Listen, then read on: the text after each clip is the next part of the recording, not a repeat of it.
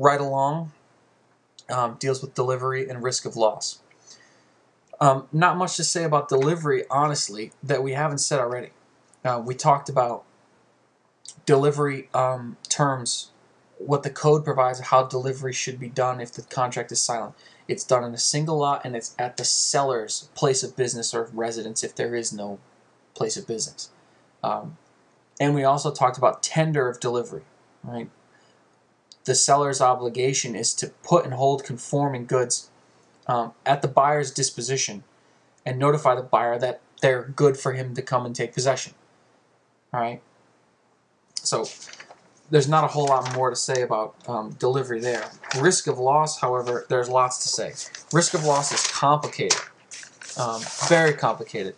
And what makes it even more complicated is that your book really, really screws up the vocabulary. This is one of the areas where I really disagree with how your book has handled a topic. But I'll talk about that, and I'll kind of give you the heads up on kind of interpreting what the book says and making it consistent with what I'm telling you here. Okay, risk of loss. The question in risk of loss is which party is going to be responsible for goods that are lost, stolen, or destroyed during delivery.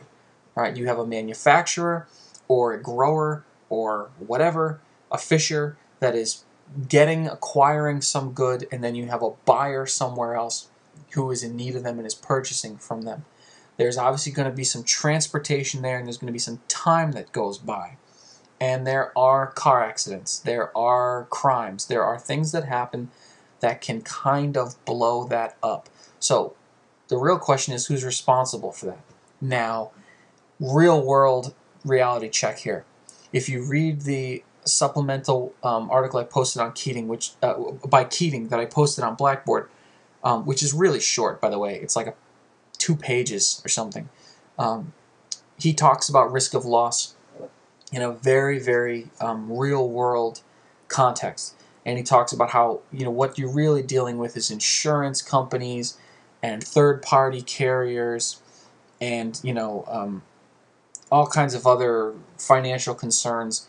And it's not just one person arguing with the other one over who has to, pay for goods that they never received or who has to manufacture a new set of goods just because, a truck blew up somewhere.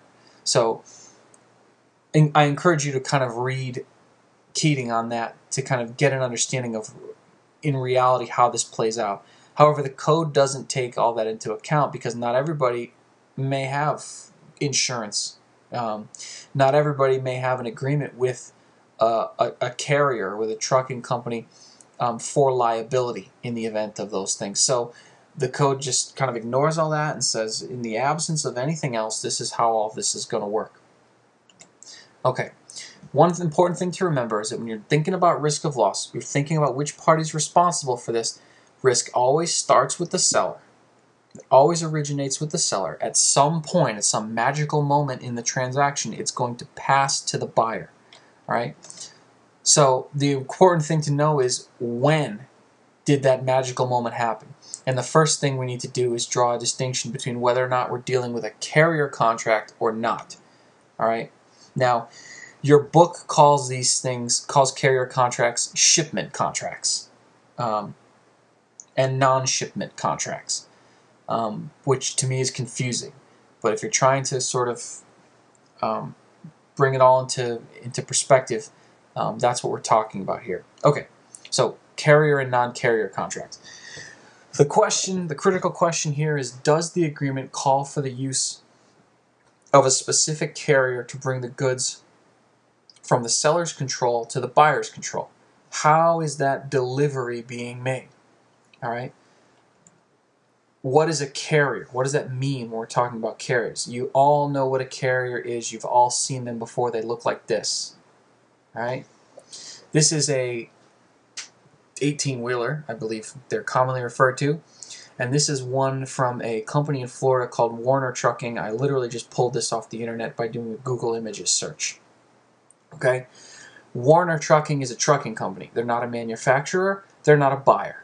They are a company that does nothing but carries things from one place to another, and they get paid probably pretty well for it.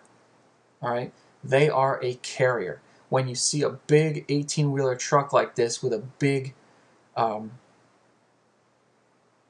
forget what they call those right now. I'm blanking on this. Whatever the big compartment is on the back, I forget. When you see it hauling one of those things, it's going to be full of goods, and that carrier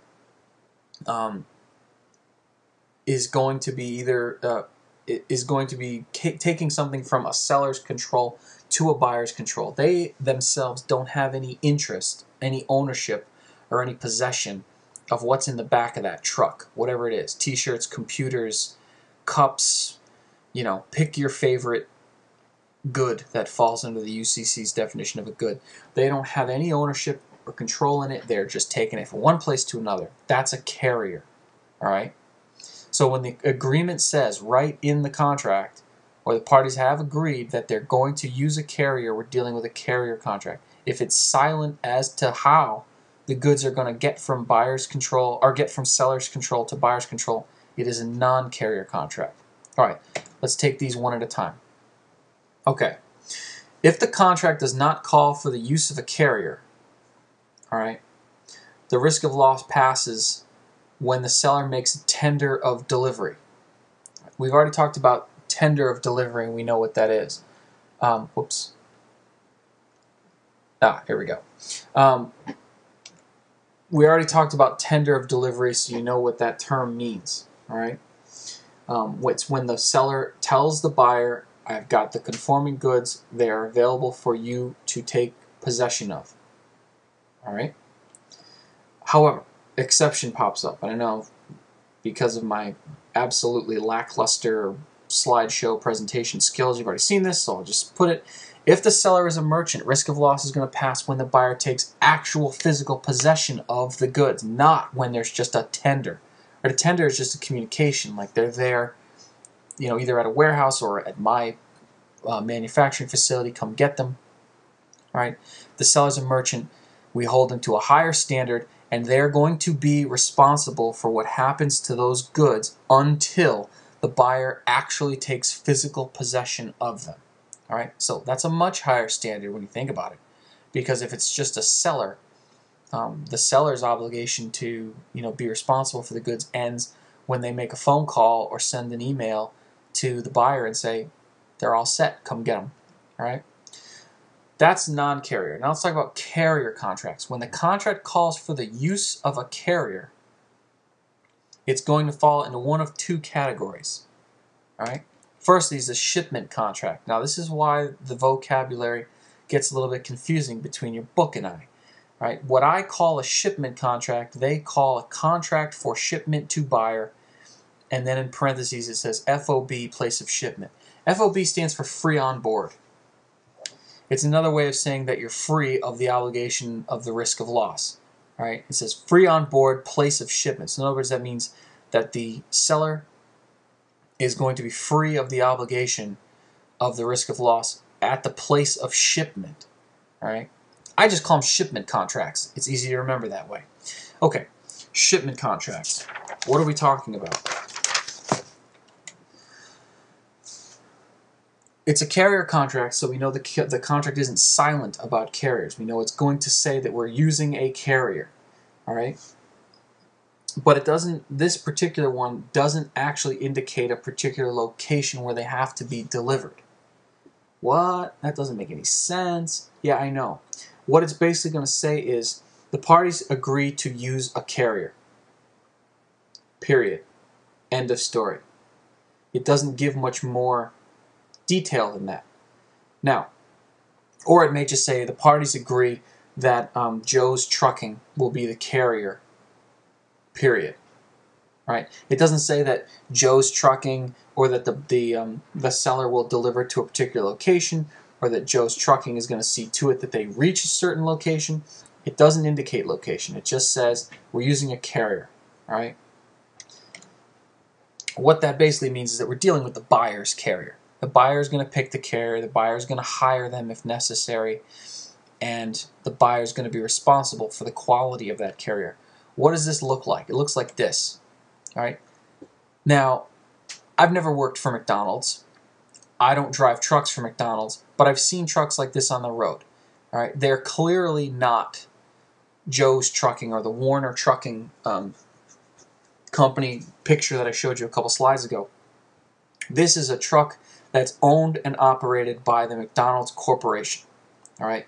So let's say McDonald's has placed an order with some bakery to acquire, I don't know, 100,000 hamburger buns. All right. And they enter into that contract with the bakery to produce 100,000 hamburger buns. And the contract is probably not going to say, deliver to the following 700 McDonald's locations, because that just wouldn't make sense. So instead, what McDonald's has done is they've taken control over the carrier situation, the delivery situation, and just said, deliver to McDonald's carrier truck number 18175. You know, delivered or shipment to be made by McDonald's truck, you know, whatever number. And then on a certain day that the hamburger buns are ready to be picked up after a tender of delivery has happened, that truck shows up and all the hamburger buns get loaded onto that truck. Now, where are they going to go? The seller doesn't know. The seller doesn't care. It's not their responsibility anymore. And if after that hamburger truck picks them up, if it blows up, well, there's going to be a risk of loss question. Who is responsible? Does McDonald's still have to pay for a bunch of hamburger buns that never got delivered, or is the bakery going to have to get back into all the flour and yeast and everything and make some new ones? All right, here's the thing with a shipment contract. Risk of loss passes to the buyer when goods are delivered to the carrier. All right, so that McDonald's truck shows up at the bakery, picks up 100,000 hamburger buns, and they've got 700 different stops to make at McDonald's locations to whom they need to deliver some of those hamburger buns. But somewhere along the way, the truck gets caught in a tornado and, you know, gets tossed into a lake, and all the buns in the truck itself are completely destroyed. All right. Risk of loss has already passed to the buyer when those goods were delivered to that carrier. So as soon as those buns were put in that truck, McDonald's, the buyer, is responsible for them. So at that point, McDonald's is still responsible for paying for all those hamburger buns that are now at the bottom of a lake somewhere. It's their risk of loss. It's their problem if something happens to them at that point. All right? That's a shipment contract. The other flavor of this is called a destination contract. All right? Your book calls this a contract for delivery at destination, or in parentheses, FOB, free on board, place of destination. All right? Again, free on board means the same thing. Where is the seller free of that risk of loss obligation? This time it's at the destination. That's why I call it a destination contract. Okay. This time the contract is going to give a particular location for the delivery to take place by that carrier. So instead of just saying deliver to truck number 18201, it's going to say deliver at the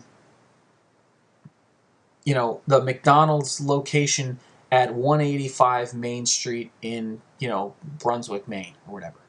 So now we have a specific location that the carrier needs to deliver the goods to. All right?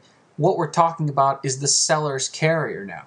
All right? If it needs to get at a certain location, then what the contract is saying is that the seller is going to be responsible for providing those goods after they've been completed directly to wherever the buyer is probably doing business, or wherever the buyer wants those goods stored. Now the seller, just like the buyer, can hire that Warner Trucking company that I showed you before and say, we need you to bring these to the buyer. And that's great. If they have, they are still responsible for those goods, but they may also have their own, right? This is actually a truck, again, just a picture I yanked off of a Google image search. This is actually a bakery that's in Massachusetts. And as you can see, they have their own delivery trucks.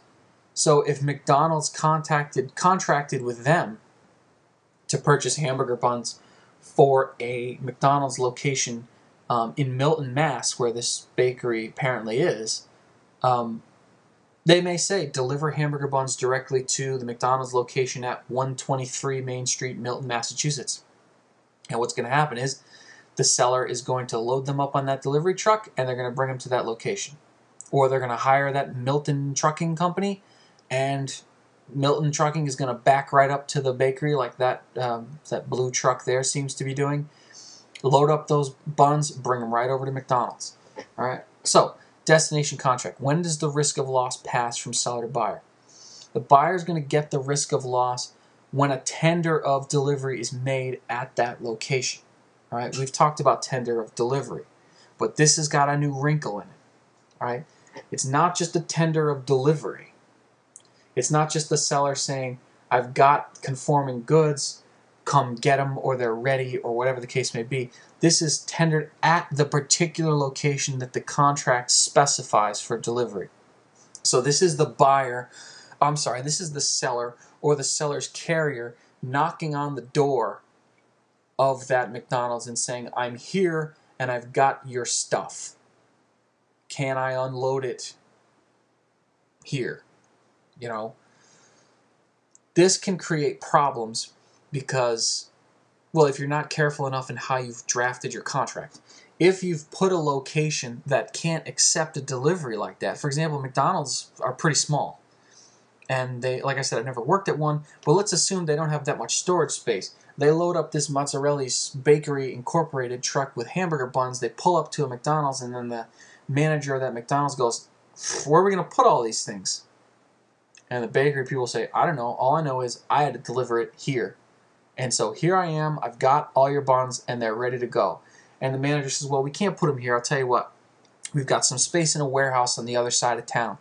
Just bring them there, and we'll find a way to use them and bring them into our, into our store as we need them. So on that truck's way across town to bring them to this warehouse, I don't know, pick your favorite disaster. They get hit by a tornado, or the truck blows up, or whatever, and the buns are completely destroyed. And of course the McDonald's people are going to say, well, we never even got them. Why should we have to pay for them? And the answer is because they made a tender of delivery at the location that the contract specified. So the risk of loss was on the buyer. All right. So if you look at the outline, I've tried to make sense out of this. And it's kind of written in more of an outline format. So you can see under risk of loss, it says non-carrier contracts and carrier contracts. So the first thing you need to do is that first step. Is this, when you're looking at a risk of loss scenario, which are usually pretty easy to pick out. You've got something in transit that's destroyed. You've got to think immediately, risk of loss. The first question is this a carrier contract or a non-carrier contract? What does the contract say? Does it call for the use of a carrier? All right. If the answer is no, then you go back to, let's see, let's just scroll back here a little bit. You go back to this and say, doesn't call for that. So if the seller's a merchant, I know that, I got to go one way. If the seller is not a merchant, then we're just looking for a tender of delivery. All right. If we are dealing with a carrier contract, then you have two other directions you could possibly go in. Is this a shipment contract? All right. Does the contract call that the goods need to be delivered at a very specific particular location? Or is it a destination contract? Does it call for a particular location? The keystone to look for here is an address. If you've got an address, 123 Main Street, Philadelphia, Pennsylvania, then you've got to think destination contract. All right. Where this can get tricky, excuse me, is if it doesn't call for a carrier, but the buyer has included an address. All right. So don't get ahead of yourself. First step, carrier or non-carrier. If it is a carrier, then you have to think shipment or destination. And you know the difference between the two. All right. I just wanted to bring that up. Make sure it didn't get too confusing. And again, this is the kind of thing, I mean, we talked about doing an analysis, we talked about IRAC and all that stuff. This is the type of situation that makes for a great analysis because there are multiple steps, multiple issues. Each one of these is a sub-issue, right? And you've got a risk of loss scenario. The overriding issue to it is who bears the risk of loss. The sub-issue is this a carrier contract or a non-carrier contract? The sub-issue might be, is the seller a merchant or not? Or it might be, is this a shipment contract or a destination contract? So we've got, I mean, that's one of the IRAC situations where you've got a lot of layers and multiple analyses that need to happen. Okay, let's move on. Final section that we need to touch on here, so we're almost done, please bear with me, is warranties. All right. Now the code recognizes